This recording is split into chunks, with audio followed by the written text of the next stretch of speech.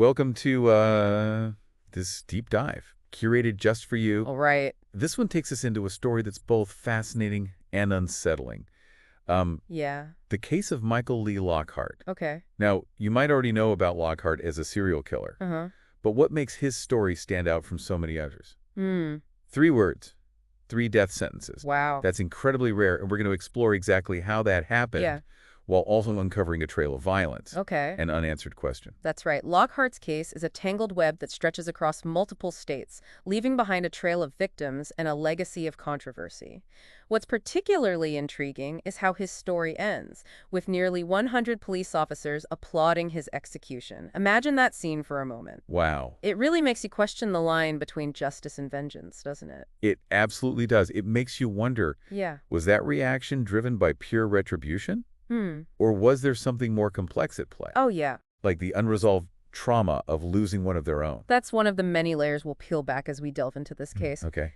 To fully grasp the weight of those officers' reactions, we need to first understand the full scope of Lockhart's crimes. And these weren't isolated incidents. Right. We're talking about a pattern of violence that spanned states and targeted a specific demographic, young women. You're right. It wasn't random. Uh-huh. He specifically preyed on young women, often teenagers, Yeah. like Wendy Gallagher, a 16-year-old from Indiana, and Jennifer Kohlhauer, just 14 years old, from Florida. Wow. These were brutal crimes that shook these communities to their core. And it's this targeted selection of victims that gives us some insight into the mind of Michael Lee Lockhart. It's not just about the violence. Right. It's about understanding what drove him to choose these specific victims. And this is where it gets really interesting, because in addition to these confirmed victims, Okay. there's another case that Lockhart was linked to but never officially charged with, Right. the disappearance of Kathy Hobbs. This is the case that really piques my curiosity. Kathy Hobbs was just 16 when she vanished from Las Vegas in 1987. Yeah. And while Lockhart was a suspect, her disappearance remains unsolved to this day. Wow. I can only imagine the anguish her family has endured, never knowing what truly happened to their daughter. The Kathy Hobbs case is a haunting reminder that we may never know the true extent of Lockhart's crimes. Right. It also adds a layer of mystery to this entire story. Uh-huh. What evidence connected Lockhart to her disappearance? Right. Were there specific clues or patterns that investigators were following? It makes you wonder if there are other victims out there, other families who may be forever searching for answers. Oh, wow. It also raises questions about how Lockhart managed to evade capture for so long. Yeah. What was it about his modus operandi that allowed him to slip through the cracks? Well, for a while, he was a bit of a phantom, moving across state lines, leaving a trail of devastation in his wake. But his reign of terror finally came to an end. Okay. In a rather dramatic fashion during a car chase in Beaumont, Texas. It all began with what seemed like a routine traffic stop. Lockhart was driving a stolen Chevrolet Corvette, Oh, wow. but when officers went to his motel room, Yeah. they made a chilling discovery. They found the body of Officer Paul Hulsey, Jr. Oh, no! It's a stark reminder of the risks that law enforcement officers face every day, putting their lives on the line to protect their communities. Right. And in this case, Officer Hulsey paid the ultimate price. His death had a profound impact on the case, and I imagine on the entire Beaumont Police Department. Right. It transformed Lockhart from a suspected car thief into a cold-blooded murderer and set in motion a series of legal proceedings that would ultimately lead to those unprecedented 3 death sentences. Wow. But it also seemed to ignite a thirst for vengeance, as evidenced by the officer's reaction to his execution years later. And that's the thread we'll continue to pull on as we dive deeper into this complex story. Right. It's fascinating how the discovery of Officer Hulsey's body shifted the entire narrative. Yeah. Suddenly, this wasn't just about stolen cars or even the murders of young women. It became deeply personal for the Beaumont Police Department. Right. And you can see how that personal connection might have fueled the intensity of their reaction to his execution. Absolutely. Yeah. And it's that reaction, those officers cheering as Lockhart took his last breath, Yeah. that really forces us to grapple with some uncomfortable questions Right. about the very nature of justice. On one hand, you can empathize with their sense of relief, Right. maybe even a feeling of closure. Yeah. But on the other hand, it raises concerns about whether that kind of response undermines the principles of justice they're sworn to uphold. It certainly blurs the lines. It makes you wonder, Yeah. where does justice end and vengeance begin? Is capital punishment truly about upholding the law, Or does it ultimately serve as a form of legalized revenge? And if it is about revenge, is that ever truly satisfying?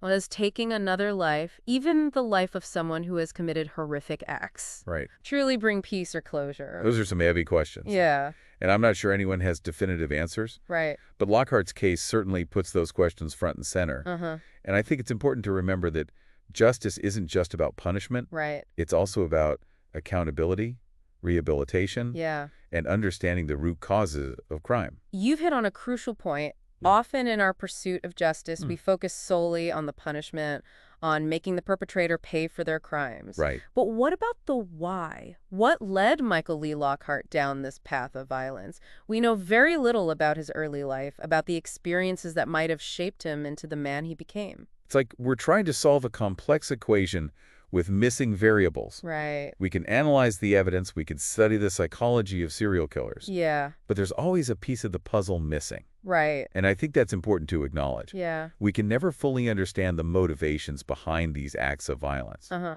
And that can be frustrating, but it also makes the study of true crime all the more compelling. It does, and Yeah. it reminds us that we're dealing with human beings with complex lives and experiences that we can only speculate about. Right. And while we may never have all the answers, Mm. the pursuit of understanding is essential. It's about more than just satisfying our curiosity. Right. It's about gaining a deeper insight into the human condition, both its capacity for darkness and its potential for redemption. Speaking of potential for redemption, Yeah. I'm curious about Lockhart's final words before his execution. Okay. He said, "A lot of people view what is happening here as evil. But I want you to know that I have found love and kindness here. I deeply appreciate all that has been done for me by the people who work here." What do you think he was trying to convey? It's an intriguing statement. On one hand, Huh? he acknowledges the evil of his actions, the pain he inflicted on his victims and their families. Right. But he also expresses gratitude for the kindness he experienced while on death row. Okay. It makes you wonder if he experienced any genuine remorse for his crimes, Hmm? or if this was simply a way to find solace in his final moments. It's hard to say for sure. Yeah, But his words do highlight the complex emotions surrounding capital punishment. right.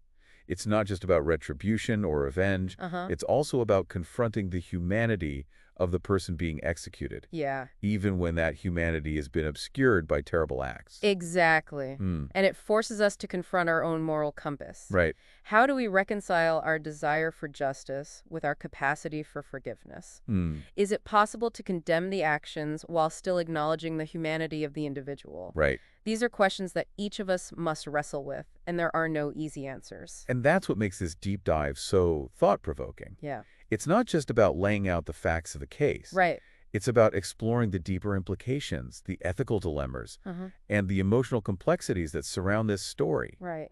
And I think one of the most compelling aspects is the fact that Lockhart was sentenced to death in 3 different states. Yeah. How did that even happen, logistically speaking? Well, each state held a separate trial for the crimes Lockhart committed within its jurisdiction. Okay. Remember, he crossed state lines, Right. leaving a trail of victims in his wake. Yeah. So he was essentially tried and convicted 3 times over, Wow. each trial focusing on a different set of crimes. That must have been a legal nightmare. Yeah. And I can't imagine what it must have been like for the families of the victims. Right. Having to relive the trauma of these crimes over and over again in 3 separate courtrooms. The toll on the families is immeasurable. Yeah. And their perspectives are often overlooked in these high-profile cases. Hmm. While the media and the public might be focused on the legal proceedings and the intricacies of the investigation, Right. the families are left to grapple with the devastating loss of their loved ones. It's a stark reminder that behind every headline, behind every court case, Uh-huh. there are real people whose lives have been shattered. Yeah. And their pain, their grief, deserves to be acknowledged and honored. Absolutely. Hmm. And that brings us back to the question of closure. Right. Does the execution of the perpetrator truly bring closure to the families? Yeah. Or does it simply perpetuate a cycle of violence and pain? It's a question that has no easy answer. Right. But I think it's important to remember that closure isn't a one-size-fits-all concept. Uh-huh. What might bring peace to one person Right. might only intensify the pain for another. Yeah. And that's something we need to be mindful of as we continue to explore this case. Right. And the broader debate surrounding capital punishment, You're right. There's Yeah. no single narrative that encompasses the experience of all those affected by these kinds of crimes. Right. And that's why it's so important to listen to multiple perspectives, Hmm. to consider the complexities and nuances of each individual's journey through grief and healing. I couldn't agree more. Yeah. And as we move towards the conclusion of this deep dive, Okay. I'm curious about your thoughts on the lasting legacy of Michael Lee Lockhart. Mm-hmm. How will he be remembered? Right. Not just for his crimes, Yeah. but for the questions his case raised about our justice system and our capacity for both compassion and cruelty. It's a difficult question to answer. Lockhart will undoubtedly be remembered as a monster, a heartless killer who preyed on innocent young women. Right? And rightfully so. Yeah. His crimes were heinous, Yeah. and the pain he caused is immeasurable. Right. But I hope his case will also be remembered for sparking a much-needed dialogue about our criminal justice system, Yeah. about the ethics of capital punishment, Right. and about our own responses to violence and trauma. I hope so too. Because this case really brings to light the gray areas, Right. the complexities that we often shy away from Yeah. in discussions about crime and punishment. Uh-huh.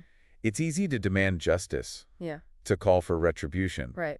But when you delve into the specifics of a case like Lockhart's, Okay. you're forced to confront uncomfortable truths about human nature, Yeah. about the limits of our understanding, Right. and about the very notion of closure. Exactly. And I think that's where Lockhart's lasting legacy might lie, in forcing us to ask difficult questions, Yeah, to challenge our assumptions, Right. and to grapple with the messy realities of a system that is far from perfect. And perhaps in some ways that's a more fitting legacy than simply being remembered as a name on a list of serial killers. Right. It's about using his case as a catalyst Yeah. for broader conversations, Uh-huh. for deeper understanding, Right. and for meaningful change. I couldn't agree more. And I think those conversations need to extend beyond the courtroom, beyond the headlines. Right. We need to be talking about the systemic issues that contribute to violence, Yeah. about the lack of resources for mental health care, Right.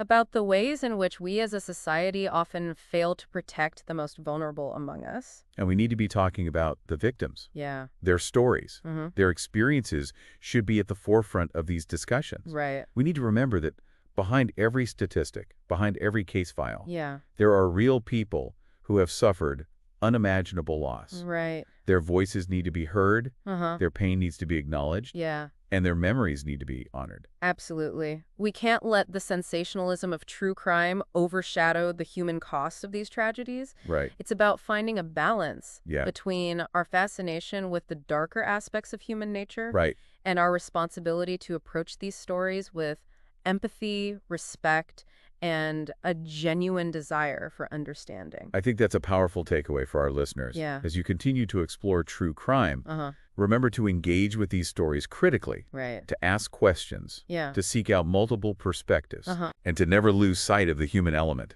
Well said. Yeah. And always remember that the journey of discovery doesn't end here. Right. There's a whole world of information out there waiting to be explored. Keep asking questions, keep seeking knowledge, and keep the conversation going. Thanks for joining us for this deep dive. We'll see you next time.